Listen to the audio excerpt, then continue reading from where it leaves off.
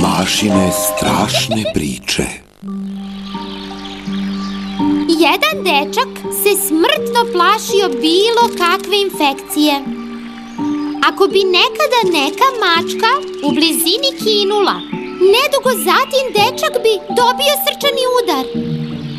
Ja ću sada da vam ispričam kako se ispostavilo da je to jedna grozna priča. Sva deca su znala da je strašno jezero na otpadu bila smrtonosna zamka. Grozna priča o jednom slinavom dečaku. Jezero nije bilo veliko, uglavnom je bilo veoma plitko, ali naše devojčice su se plašile da tuda šetaju. Svi su govorili da u tom jezeru žive otrovne žabe, pijavice, pa čak i veliko vodeno čudovište. Ovi dečaci su odlučili da uhvate to vodeno čudovište. Spakovali su svoje rančeve i bili su spremni da krenu u avanturu.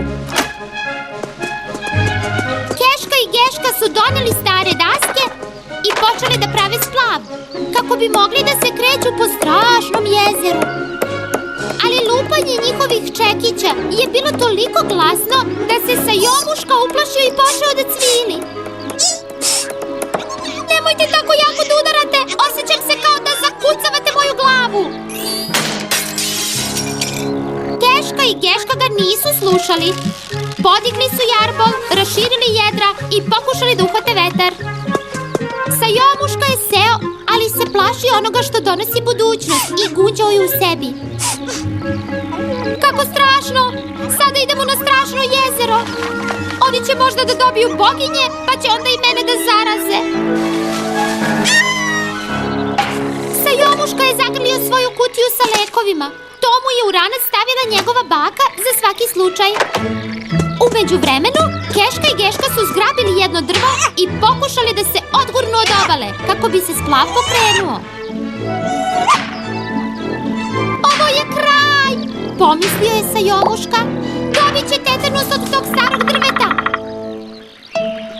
Zato je Sajomuška rešio da stavi masku kako bi zaštitio svoj nosić i izbegao da dobije tetanus.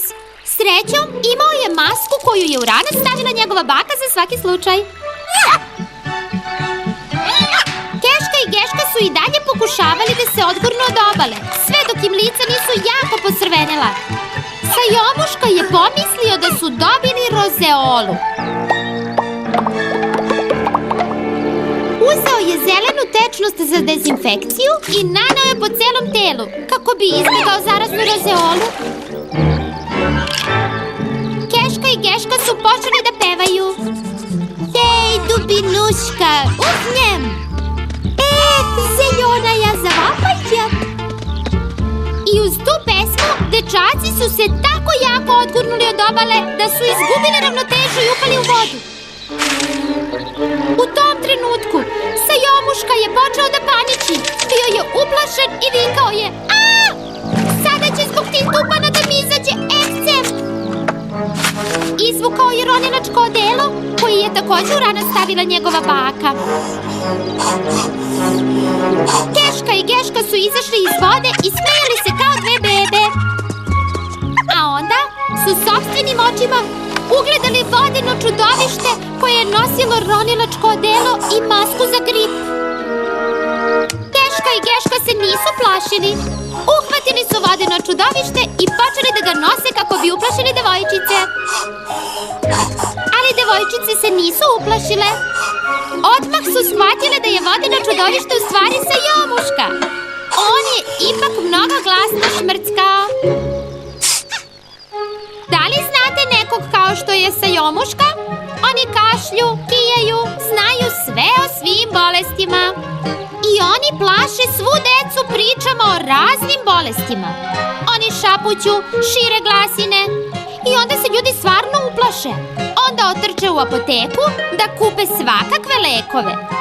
Bolje da ne slušate glasine, dobro brinite o sebi, redovno vežbajte i održavajte higijenu. Jedite dosta voća i onda neće biti infekcija, zaraza, bolesti i nijedna bakterija neće biti dovoljno jaka da se od nje razbolite.